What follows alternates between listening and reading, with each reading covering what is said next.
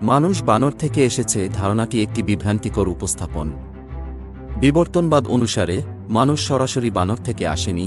Islamic বিশ্বাস অনুসারে মানুষ সৃষ্টির প্রথম ব্যক্তি হলেন আদম আলাইহিওয়াসাল্লাম, যাকে আল্লাহ তাআলা সরাসরি মাটি থেকে সৃষ্টি করেছেন এবং তাকে একটি বিশেষ সম্মানের সঙ্গে পৃথিবীতে পাঠিয়েছেন। ইসলামে মানুষ এবং বানরের মধ্যে কোনো বিবর্তনীয় সম্পর্ক নেই। মানবজাতির সূচনা আল্লাহর ইচ্ছার মাধ্যমে সরাসরি ঘটেছে। বিবর্তনবাদ থিওরি অফ এভলিউশন হল একটি বৈজ্ঞানিক তত্ত্ব যা জীবজগতের পরিবর্তন ও বিকাশের প্রক্রিয়াকে ব্যাখ্যা করে। এটি প্রস্তাব করে যে পৃথিবীতে বিদ্যমান সমস্ত প্রাণী একটি সাধারণ পূর্বপুরুষ থেকে উদ্ভূত এবং সময়ের সাথে সাথে বিভিন্ন পরিবেশের সঙ্গে মানিয়ে নিতে ধীরে ধীরে পরিবর্তিত হয়েছে। বিবর্তনবাদ মূলত চার্লস ডারউইনের On the Origin of Species এর মাধ্যমে জনপ্রিয় হয়।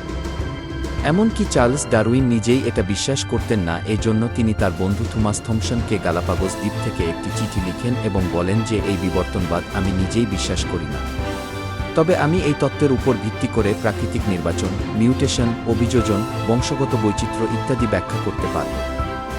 এটা ফ্যাক্ট না, শুধুই তত্ত্ব। এতেই প্রমাণিত হয় যে মানুষ বানর থেকে আসেনি, বরং মানবজাতির সূচনা আল্লাহর ইচ্ছার মাধ্যমে সরাসরি ঘটেছে।